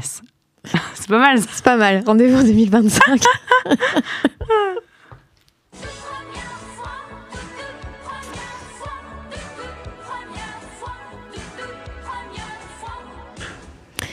Ton premier coup de culot avec le Galion? J'ai cru que j'avais encore des messages. Parce que tu sais que moi, je n'écoute jamais mes messages vocaux. C'est genre l'angoisse pour moi. Et tu sais, je suis pas encore passée au truc où laissez-moi un SMS parce que je ne lis pas mes messages. Mais en fait, je trouve que c'est tellement culotté. Tu vois, tu me demandes le culot. C'est tellement culotté de faire ça. Je trouve que c'est tellement genre, j'ai pas le temps pour écouter ton truc. Tu vois, donc je l'ai pas fait. Mais je l'écoute. Et en même temps, c'est pratique parce que quelqu'un qui te laisse un message que t'écoutes pas, vaut mieux qu'il t'envoie un texto. Oui, non, mais c'est ça. Et en même temps, maintenant, je trouve plus ça un peu un but de sa personne parce que tout le monde le fait, mais bon, bref. Donc t'es pas très. Ok, c'est fini les messages là. Là, c'est fini. C'est bon, j'ai plus de questions stratégiques pour les Galions. Il n'y a plus de board là. Ok, donc la question c'était. Ton premier coup de culot avec le Galion? Waouh. Oh bah c'est Saint-Martin quoi. Le coup de culot c'est d'embarquer 40 entrepreneurs que je connais pas dans un avion et leur dire qu'on allait faire du kite et parler entrepreneuriat. Ça, c'est mon premier coup de culot. Et mon deuxième coup de culot, c'est... moi, je rencontre quand même Jean-Baptiste Rudel sur une plage. Et la deuxième fois que je le vois, c'est avec un BP sous le bras, rue Blanche, avec ses lunettes un peu spatio-temporelles, où là, il était derrière un bureau ovale. C'était pas la même ambiance, il n'y avait pas le petit punch avec nous. Où je lui présente un BP sur ce qu'on allait faire au Galion. Mais je dirais que le premier coup de culot, c'est de prendre l'avion pour embarquer tous ces entrepreneurs. Ton premier ego trip? Mon premier ego trip, c'est French Web. Ouais. C'est d'être invité. À l'époque, je ne sais pas s'il le fait encore, Richard, mais il avait une émission qui était assez connue d'interviews d'entrepreneurs tous les vendredis, que j'écoutais religieusement depuis hyper longtemps. Et j'étais quand même fan de tout le monde qui passait. Et je suis passée dedans pour la sortie de la term sheet. Et j'étais hyper fière. Ton premier doute? Ouah, j'en ai tellement tout le temps, c'est-à-dire que je ne suis que doute. Donc, mon premier doute... Il faut que ça soit spontané. Mon premier doute... Vous allez couper, attends, je cherche. Oui. Et si tu l'as pas, on peut passer. Hein. Je peux en faire un autre.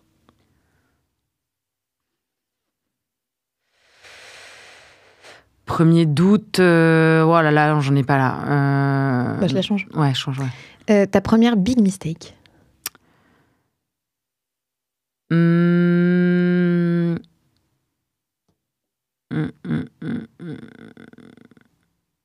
réserver un hôtel alors que j'avais... tu vois, attends, je reprends. De faire la réservation complète d'un hôtel pour un Galleon Break alors que j'avais 0 participant. Ils ont fini par être 3 et j'ai dû l'annuler. Et je garde encore un goût amer de l'addition que j'ai dû payer parce que j'avais pas vérifié les clauses, tu vois, les conditions d'annulation qui n'étaient pas très bonnes. Donc maintenant, je peux te dire que je regarde... Tu check direct ce point. Exactement. Et ta première nuit blanche?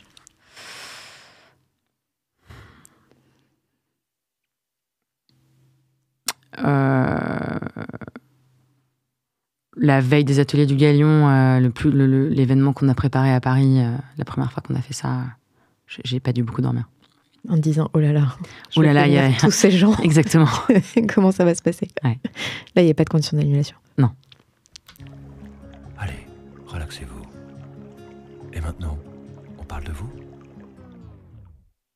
À quoi tu rêvais, toi, Agathe, petite fille? Très très petite, je rêvais d'être chanteuse-danseuse. Tu vois, c'était vraiment... parce que tu faisais cette activité, parce que tu avais des gens autour de toi qui Non, faisaient mais ça. j'étais très dans l'imaginaire. Moi, j'ai grandi à Rouen et on avait un énorme jardin. Et je passais mon temps avec un faux micro à danser et chanter. J'imaginais un public, tu vois. Avant même qu'il y ait la Starac. Avant même qu'il y ait la Starac. Non, j'avais ce truc...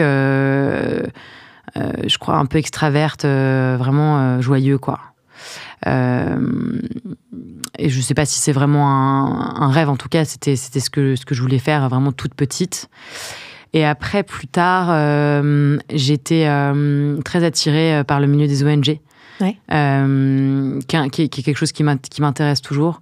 Tu vois, de me dire que tout ce qu'on fait, à un moment donné, il faut que ça soit fait pour le bien commun. Bon voilà, j'ai jamais tellement été dans ce milieu-là. Je trouve que je me retrouve plutôt en termes d'ikigai. Je suis pas mal au Galion parce que j'ai quand même le sentiment d'aider les gens. Bon, certes, on est loin de l'ONG puisqu'on est plutôt dans la tech avec. Enfin voilà, c'est un autre domaine. Mais ouais, c'était mon rêve, c'était de rejoindre Action contre la faim, tu vois, ce genre de truc. Et à quel moment tu t'es dit tiens, j'aimerais bien devenir entrepreneur? Je me suis jamais dit ça. C'était mon grand frère qui est l'entrepreneur de la famille. Ouais. Bon, moi, c'est simple, hein, je fais tout comme mon grand frère. T'es la numéro combien, toi? Je suis la numéro 2. 2. Donc, on a genre un an d'écart, un peu plus d'1 an d'écart avec mon frère. Donc, j'ai toujours tout fait ce qu'il faisait. un peu moins bien à chaque fois. mais ouais, du coup, c'était quoi la question Et lui était il était entrepreneur. Ouais, lui, il a toujours su qu'il voulait être entrepreneur. Donc, il est entrepreneur. Il est en train de développer une start-up dans l'aquaponie. Là, ils ont des fermes dans le sud-ouest qui sont en train de développer à grande échelle. Moi, en fait, je sais pas, je fais partie de la génération où tu faisais ta carrière dans un grand groupe, et moi, je suis un peu la gentille petite fille qui suit un peu tout ce qu'on lui dit. Mes parents vont pas te dire ça parce que j'ai toujours quand même aussi fait des trucs un peu à contre-courant par ailleurs, mais donc j'ai suivi un peu cette voie-là, et en fait c'est plutôt les rencontres qui m'ont amené vers ça. Même, tu vois, quand je te parle de l'histoire, je te dis moi j'aurais rencontré des gens qui m'auraient filé un job comme ça, et en fait c'est JB vraiment, comme quoi la vie est faite de rencontres, qui a vu en moi une espèce de boule d'énergie, et qui m'a dit mais toi faut que t'entreprennes. Donc et j'aime bien, moi je suis complètement fan de Charles Pépin, et il dit souvent qui est intervenu d'ailleurs. Ouais, j'adore. Je l'ai fait intervenir au Galion. Tu vois, souvent, c'est les rencontres, et en fait, les gens vont voir en toi quelque chose que toi, tu vois pas forcément. Et je trouve que c'est très vrai. On a du mal à voir un peu parfois qui on est, parce qu'on est fait de tellement de biais, tu vois, d'éducation, de société, etc., que souvent, c'est les autres qui voient des choses en toi que toi, tu vois même pas. Et donc c'est vraiment JB qui m'a amené à ça. Si toi, aujourd'hui, tu avais un conseil à donner à la jeune femme que tu étais à 20 ans, tu lui dirais quoi ? C'est vraiment...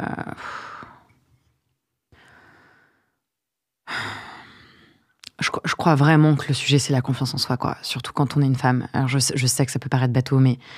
Non, c'est hyper important. Et même pas à la jeune, tu vois, à la trentenaire, tu vois, à la vingtenaire. On dit pas ça, on dit la jeune fille de 20 ans.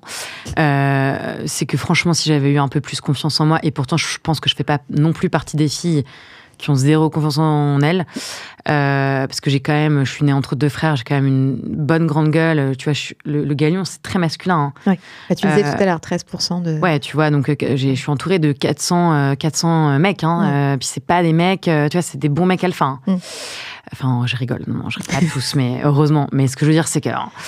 c'est pas des timides dans leur coin. Ouais, voilà. Ouais. Donc, et je pense que si j'avais eu un peu plus confiance en moi au départ... D'ailleurs, je suis pas sympa à dire que c'est des mecs alpha, parce que, toi, moi, c'est beaucoup des mecs qui m'ont fait confiance, et j'ai souvent vu dans leur regard... Agathe, on te fait confiance, vas-y, arrête d'attendre notre approbation, arrête, notamment Pierre Kosciusko-Morizet. À un moment donné, il en avait ras-le-bol que je lui demande tout le temps son avis. Là, je sais pas, c'est toi la boss, t'as voulu être la boss, enfin, vas-y, quoi, enfin, assume le truc. Et je pense que, ouais, si j'avais eu un peu plus de confiance en moi, j'aurais gagné du temps. Donc voilà, et puis à la jeune fille, je lui dirais, de toute façon, fais tes plans, ça va pas du tout se passer comme t'imagines. Comme un BP. Et ouais, voilà, ça va pas du tout être le business plan que t'as en tête. Donc ouais, mais ça, c'est plutôt cool. Et tu l'expliques comment, ce sujet de la confiance et des femmes, justement ? Je pense que il y a l'éducation, la société.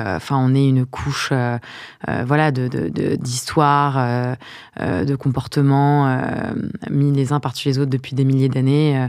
Et voilà, il faut qu'on déconstruise. Je pense que, tu vois, toi comme moi, on en parlait. On est entrepreneurs, on est des jeunes mamans. Et on a des grands-mères, des grandes sœurs qui se sont battues pour nos droits. Et je pense qu'on leur doit beaucoup, mais on a aussi, nous, une grosse responsabilité. Moi, je vois énormément de femmes, notamment dans le milieu entrepreneurial, qui font des gros burn-out. Et il y a une j'ai vu là dans Le Monde, il y a encore j'ai pas les stats en tête, mais je pourrais te les retrouver, les mettre dans la description. L'article qui est sorti la semaine dernière. Ouais. Ah oui, c'était. Genre, je clique pas tout le temps sur les trucs, et là je suis là, waouh. Et moi, j'en vois beaucoup au Galion, tu vois, qui font des dépressions, des burn-out, des femmes, parce qu'en fait, on te demande en même temps d'être maman, de mener ta boîte, d'être aussi la meilleure amie, la meilleure femme, etc. Et c'est hyper dur, quoi. Et donc en fait, moi, c'est pour ça que je pense qu'on a une énorme responsabilité sur les générations actuelles et futures de dire, enfin, prenez votre part, quoi. Et moi, je suis avec mon mari, il est juste extraordinaire.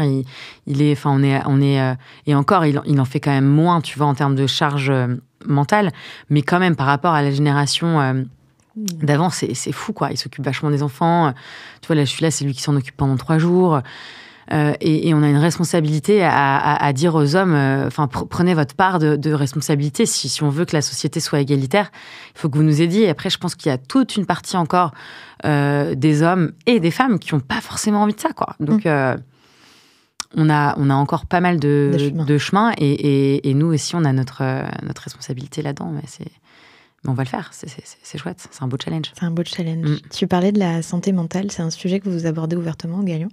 Oui, on en parle énormément. On a pas mal d'acteurs, tu vois, comme Mokaker aussi, qui sont des gros spécialistes du sujet. D'ailleurs, leur podcast sur la santé mentale est extraordinaire. Ils font venir des sportifs, je sais pas si tu as déjà écouté, mais c'est vraiment chouette. Mais oui, nous, c'est un sujet, tu vois, on pourrait en parler de manière un peu plus publique, mais c'est un sujet dont on parle tout le temps entre nous. Et ce dont tu te rends compte quand tu commences à en parler, c'est que ça ne touche pas que les femmes, que tu as beaucoup d'entrepreneurs hommes aussi qui sont... Alors eux, ils te disent souvent, non mais moi je fais du sport et puis c'est bon, moi machin. Bon, après, ils ont des sujets, ils sont peut-être un peu... Pour le moment, ils sont un peu moins sensibles à ça, encore que. Il y a toute une génération qui est bien à fond dans ce sujet-là. Donc nous, c'est un de nos gros sujets. Tout le temps, c'est comment tu arrives à gérer ton équilibre vie pro, vie perso, quoi. Et ça touche aujourd'hui aussi bien les hommes que les femmes. Tout à fait. Donc, on va pas faire notre truc à la Sista où on pose que cette question aux femmes. J'espère qu'Olivier Mathieu, mais je pense pas qu'Olivier est... Dans son podcast, il pose beaucoup l'équilibre vie pro, vie perso aux mecs. Mais tu vois, ça serait bien que ça soit posé de temps en temps. Si, il le fait. Ouais, Olivier et Thomas posent souvent ces questions. Très bien. Tu vois comme je suis, tu vois. Tous les deux. Non, ça, je sais. Mais c'est vrai que le sujet de la santé mentale et du burn-out, c'est aussi quelque chose dont on peut se parler entre entrepreneurs de confiance, mais où c'est encore compliqué aussi pour l'entrepreneur ou l'entrepreneur de raconter cette histoire et de dire, moi aussi, je suis passée par cette phase-là. Bah, tu peux pas. Parce que c'est trop compliqué, en fait. Bah, en fait, après, c'est ça, ils vont croire que t'es pas capable d'eux. Exactement.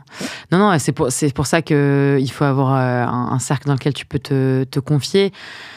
Après, je pense que t'en as qui en parlent, mais quand ils ont réussi à passer la vague. Donc là, t'en as pas mal qui vont t'en parler et qui te disent que ça leur a vachement servi à apprendre plein de trucs sur eux. Enfin, c'est toujours ce fameux truc d'avoir passé une période difficile et ça t'a forcément fait grandir. Donc, moi, je trouve que quand même, on en parle de plus en plus. Et tu vois, même quand tu vois des grands sportifs, il y a eu un reportage là avec Camille Lacour, Jérémy Flores, tu vois, qui sont des sportifs de haut niveau qui en parlent.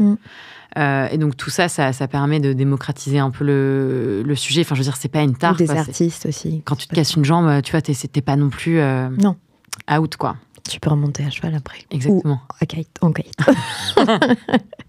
Qu'est-ce qui t'agace vraiment très fort ? Oh, le paternalisme. Ouais. J'ai encore beaucoup de mal à avoir des femmes dans des réunions qui ont moins la parole. Ouais, c'est des sujets qui me rendent folle, quoi. Ouais, ça m'énerve. Ça, c'est vraiment... ouais, j'ai du mal. Et qu'est-ce qui, au contraire, te fait courir ? Pas dans le sens fuir, hein ? Ouais.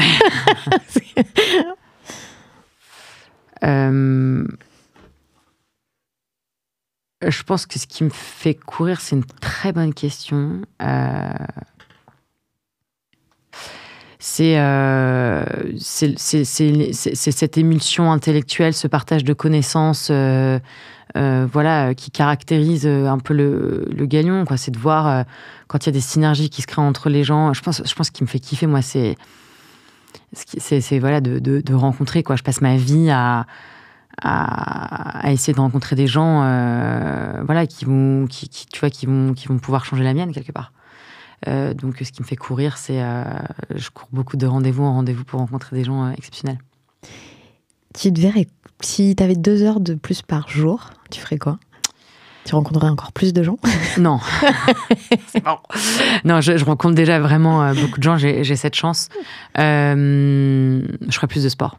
Ouais, je ferais plus de sport et je passerais plus de temps avec mes enfants. T'as choisi de plus vivre à Paris ? J'ai choisi, je vis encore à Paris, mais je passe pas mal de temps à Lisbonne en ce moment. Parce que mon mari a des activités là-bas. Et on se pose un peu la question, est-ce que c'est jouable de faire ce qu'on fait depuis là-bas? Mais ouais, je suis encore à Paris. Et tout à l'heure, tu as parlé rapidement de tes enfants. Qu'est-ce que tu as envie de leur transmettre? Moi, mais ce que je te disais tout à l'heure, c'est que je pense qu'à partir du moment où tu as la confiance en toi, tu peux faire beaucoup de choses. Donc, j'ai envie qu'ils aient confiance en eux. Je sais pas si moi-même j'arriverai à leur transmettre, mais je pense que mon mari il est beaucoup plus capable là-dessus, parce que lui il est très pisse. Et puis j'ai envie de leur transmettre la joie de vivre, l'humour, parce que je trouve qu'on vit dans une période qui est tellement anxiogène, en tout cas qui a l'air anxiogène pour la jeunesse. Moi, tu vois, je suis pas tellement en contact avec la jeunesse parce que mes enfants sont petits. Et donc, en fait, je suis pas tellement en contact avec les gens, avec les 14, 20 ans, tu vois. Et je me demande réellement, parce qu'on entend beaucoup dans les médias que, en fait, ils sont éco-anxieux, qu'ils vivent dans un monde compliqué, et j'espère quand même qu'ils ont de la légèreté et qu'ils arrivent à vivre la vie de manière un peu légère, parce que bon, on est quand même, tu vois, que des fourmis, quoi. Donc je trouve que il faudrait apprendre à aussi vivre simplement, rire, tu vois, profiter de la vie, parce que ça passe vite, et qu'il y a quand même plein de trucs géniaux à vivre et à faire. Ouais. C'est clair. Pour être performant, c'est aussi important de savoir prendre du recul, de la hauteur. Alors le Galion le permet, mais c'est aussi s'inspirer. Lors des Galion Break, j'ai vu que les participants partagent leur lecture ou leur coup de cœur de bouquins. J'imagine que tu en profites pour constituer ta palle. Ah bah oui. Là, j'ai mon mari qui m'a dit, il y a tous tes livres qui sont arrivés. En général, je commande l'intégralité des livres. à chaque break. Et tu trouves le temps de les lire? Non. Non, mais c'est vraiment la palle. Ouais, c'est vraiment. Non, mais en fait, j'en bouquine certains. Là, j'ai pas lu La vie secrète des arbres, apparemment, qui est génial. Incroyable. Tu l'as lu? Ouais. Et donc là, tu vois, j'ai hâte de rentrer à la maison. Il existe en livre audio aussi, figure-toi. Ok. Et je suis pas du tout passée au livre audio. Et moi, qui ai pas beaucoup de temps, je ne sais pas pourquoi. Je consomme beaucoup de podcasts, mais livre audio, il faut absolument que je m'y mette. Il faut que tu me briefes là-dessus. Mais non, j'ai pas le temps. Enfin, je lis, hein, mais pas autant. Mais tu sais que tu hallucines les entrepreneurs à quel point ils lisent énormément de livres. Hein. Je pense que c'est des gens qui vont peu en formation, comme peuvent le faire des collaborateurs dans des boîtes. Mais ils se nourrissent. Ils se nourrissent énormément. Beaucoup de bouquins, tu vois, d'auteurs américains, d'entrepreneurs américains. 0 to 1, How to Scale, tous ces trucs-là. Moi, je ne sais pas lire un livre comme ça. Je trouve ça tellement chiant, quoi. Mais je pense que je n'ai pas monté de scale-up. Donc, en fait, je crois que quand tu montes une scale-up et que tu vis l'hypercroissance, t'es obligé de lire ça, parce que sinon, en fait, c'est tellement vertigineux que tu vois, tu dois t'imprégner de ça pour te dire, ok, ça j'implémente, ça je fais pas. Et puis aussi, ils sont assez surprenants dans la pluralité des lectures qu'ils ont. Enfin, moi, c'est un des moments que j'adore. Et d'ailleurs, on va rajouter, parce que tu as des entrepreneurs, certains qui lisent pas, on va rajouter aussi genre des films ou des séries. Parce que maintenant, tu as vraiment des trucs sympas ou en docu qui t'ont inspiré. Donc, on va ajouter ça maintenant sur les breaks. Et toi, tu le trouves où et quand, ce moment d'inspiration? Moi, je le trouve plutôt dans ma famille et mes amis. Ouais. Donc voilà, et puis en faisant du kite, du sport, je fais pas mal de sport. Donc c'est vraiment indispensable pour mon équilibre de faire ça. Et puis sinon, avec mes enfants, en faisant des énormes câlins, en leur sentant les cheveux. Ça, c'est hyper revigorant. Ouais, ça fait du bien.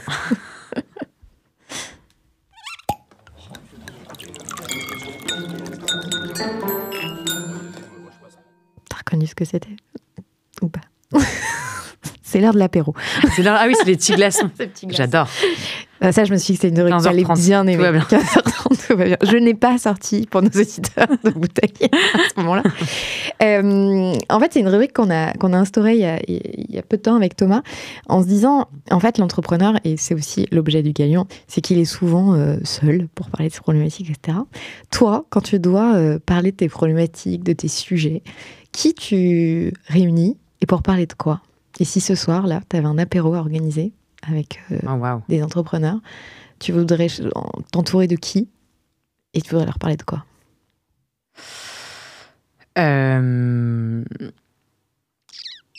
Moi, alors il y a plusieurs. Alors, il faut que je réponde à la question de manière précise. Non, en fait, moi, quand j'ai des sujets en général où j'ai besoin de me rebooster, j'appelle mes frères ou ma sœur, qui vont toujours trouver que tout ce que je fais, c'est extraordinaire et que les autres, ils sont trop nuls. Et donc, tu vois, quand j'ai des moments qui sont compliqués, tu vois, des négos et tout, je sais très bien qu'eux, ils vont me dire tu défonces tout, vas-y. Donc ça, c'est un truc que je fais. Ça, c'est vraiment mes frères et sœurs. Et sur le sujet, tu vois, typiquement sur l'organisation des 10 ans du Galion, si on se dit que Étienne attend avec impatience ce qu'on va faire, ce qu'on concocte pour les 10 ans, j'inviterai des entrepreneurs du Galion, des amis qui connaissent bien. Jonathan Azoulay en ferait forcément partie, Fanny Péchuada de My Little Paris, Pierre Kosciusko-Morizet, Frédéric Mazella, Olivier Vanderbroek, enfin tu vois, des gens qui sont là depuis le début, qui me connaissent bien, et avec qui on va se faire un brainstorm apéro justement, où je sais que je vais avoir des brilliant minds, enfin des gens brillants autour de moi et avec qui je vais me marrer. Moi, c'est vraiment mon sweet spot. Enfin, c'est vraiment des gens intelligents avec qui on se marre, parce que pour moi, l'humour est la forme d'intelligence suprême. Donc je ferai ça. Bon, tu nous raconteras cet apéro. Cet apéro.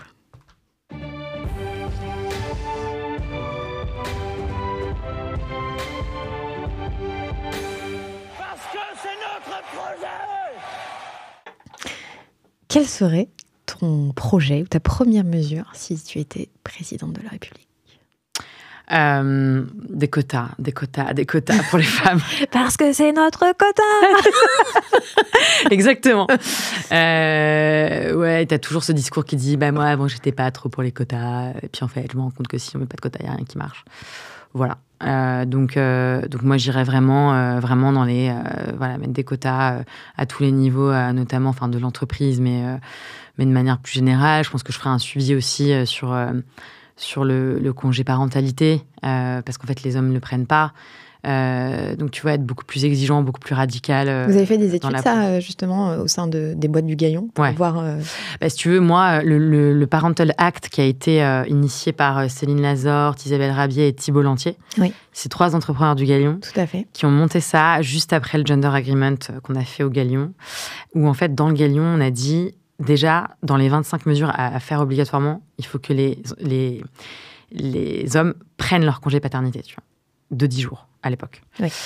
Et là, t'as Céline qui était là, mais Agathe, attends, c'est pas du tout bold, là, ce qu'on fait. Enfin, c'est pas courageux, bien évidemment. Enfin, et tout le monde était là. Et en fait, comme moi, le Galion, je dois faire consensus et tout le monde doit être d'accord. On était là, déjà, s'ils le prennent, parce qu'en fait, les mecs, ils viennent, ils prennent 3 jours. La réalité, c'est que c'est ça, quoi. Et en fait, du coup, ça crée pas d'égalité dans l'entreprise. Parce qu'en fait, lui, il part jamais, il peut avoir les promos. Enfin, on connaît le truc par cœur, je peux en parler encore pendant des heures, mais. Et du coup, je pense que ça, il faut être radical, tu vois, pour que justement le sujet dont je te parle, de que les hommes prennent part, en fait, prendre part, c'est prendre une partie de la charge mentale. Et la charge mentale, elle arrive souvent quand tu as eu des enfants, que tu es à la maison et que tu prends tous les rendez-vous, que tu tapes toutes les courses, etc. Et donc, en fait, s'il n'y a pas d'égalité sur le congé parentalité, pareil, on n'y arrivera pas. Donc voilà, moi, je serais beaucoup plus radicale sur tous ces sujets-là. Si on n'a pas envie d'attendre 150 ans avant qu'on atteigne la parité. La parité, au moins dans les entreprises. Enfin, tu vois, après, moi, les femmes, il y a plein d'autres sujets. Moi, je te parle du sujet que je connais le mieux, en tout cas, dans l'entreprise. C'est ça que je ferais.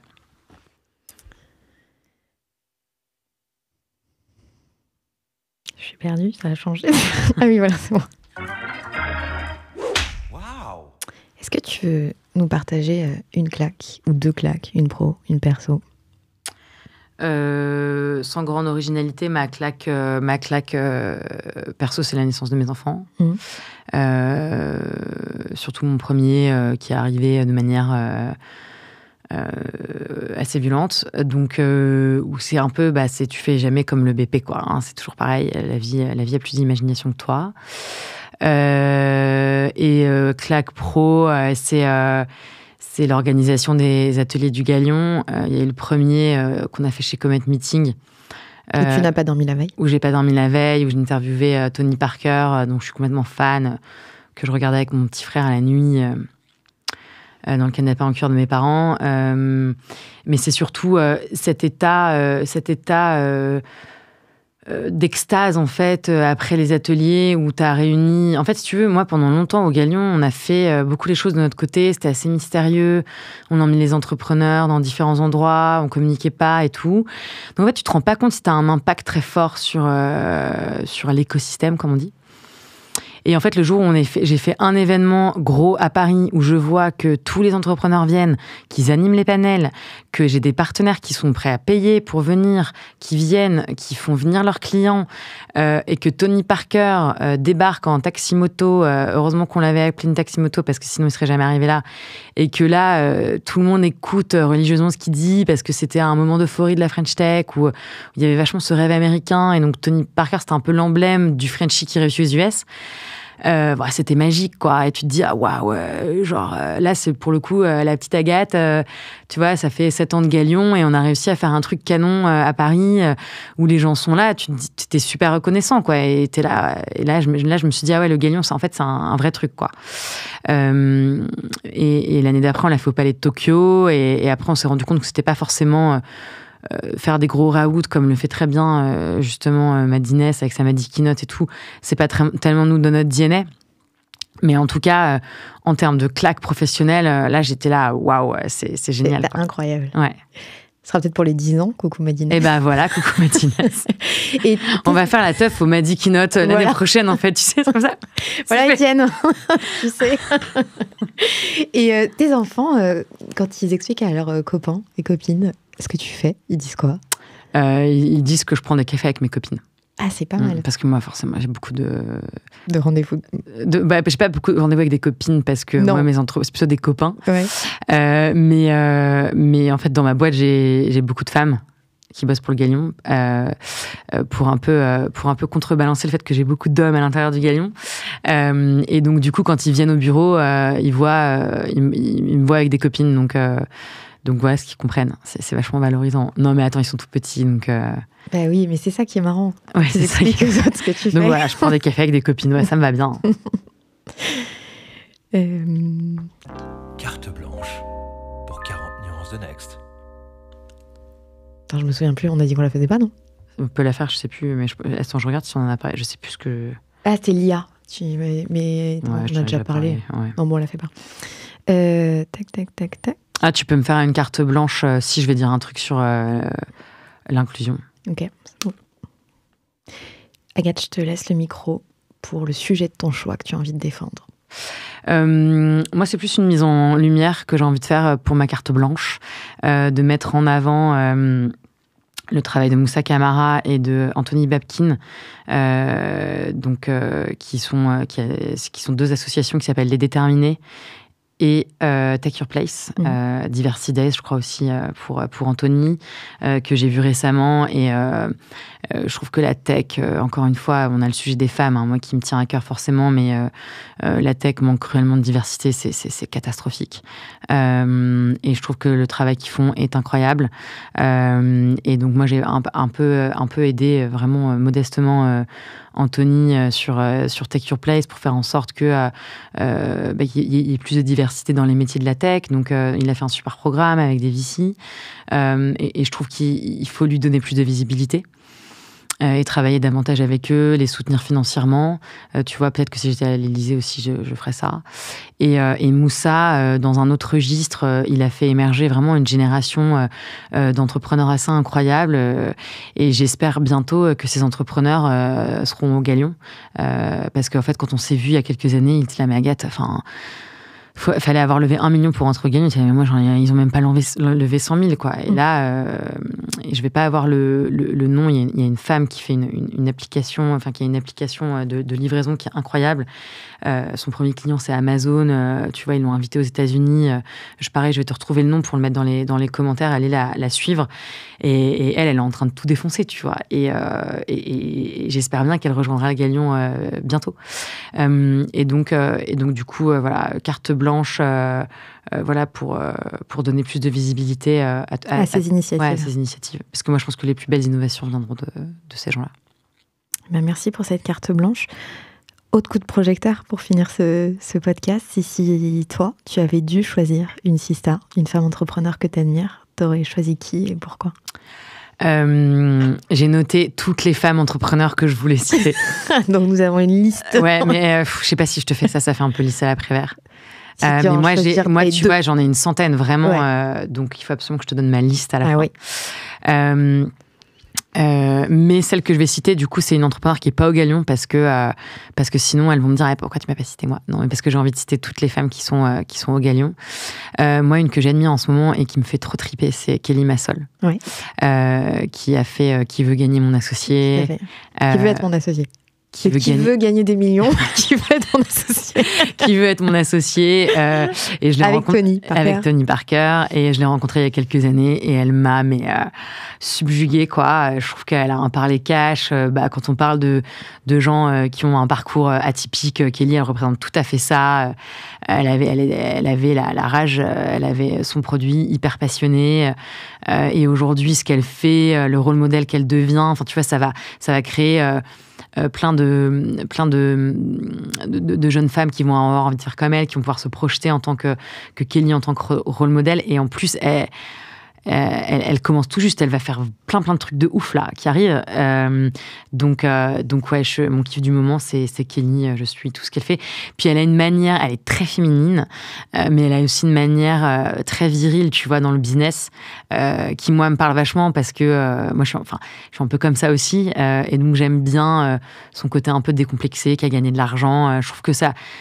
Dans un milieu ambiant comme ça, où tu sais, un peu catho-chrétien, parfois, qu'on a en France, de voir une femme qui a gagné de l'argent et qui assume, je trouve ça assez frais. Et pour une fois, c'est une femme, c'est pas un homme, donc c'est assez cool. Donc, et j'espère que tu vas l'inviter.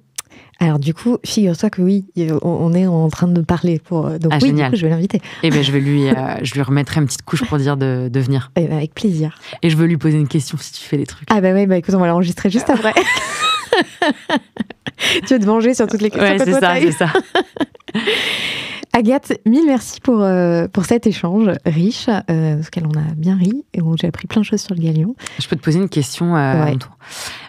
Sur ce programme-là de Sista, t'as autant d'écoute ou pas que pour le Next 40 ? Oui. Elle fait de la tête comme ça. Oui. La tête, oui. Je fais oui. Oui, parce qu'on a eu une stratégie, c'est de diffuser les Sista dans le même fil que le 40 nuances de Next. Et les gens écoutent ? Oui, tout à fait. D'accord, parce que je suis un peu en mode, est-ce qu'ils vont écouter autant les femmes que les hommes ? Eh oui. Ok. Et je vais même te dire que notre invité de ce matin m'a même dit qu'il avait écouté un épisode, c'était un épisode Sista. D'accord. Il l'avait écouté. Canon. Voilà. Non, bravo. Bravo, non, mais c'est bien. Ça s'appelle un filoutage. Tu vois, de s'insérer dans le truc. Génial, j'adore la technique. Je me suis insérée. Et en plus, on a pris le parti alors là, c'est une vraie spoiler là que je fais, c'est que jusqu'à présent, en fait, les Sistas sont des Sistas choisis par leur bro. Donc ça, on continue. Mais que quand on a un gros coup de cœur ou une Sista comme Isabelle Rabier qui est citée 5 fois par des Sistas, elle a eu son émission aussi sans attendre d'être citée par un bro. Ah, génial. Mais elle le mérite bien. Lisa, tu vois, j'aurais pu la citer, mais je peux pas... Elle faisait partie de ta liste de 100. Bien sûr, elle est là sur mes notes, mais peut-être que je peux te mettre un lien avec ma liste. Exactement. Des 100. On va faire le lien avec la liste des 100. On va faire ça. Puis tu sais, on pourra l'envoyer aux journalistes comme ça, quand ils disent il n'y a pas de femmes dans la tech. On dira il y en a au moins 100 là. Et venez les écouter sur 40 nuances de Sista. Exactement. Voilà. Mille merci Agathe pour cet échange. Merci à vous. Et à bientôt. À bientôt. Feuille blanche.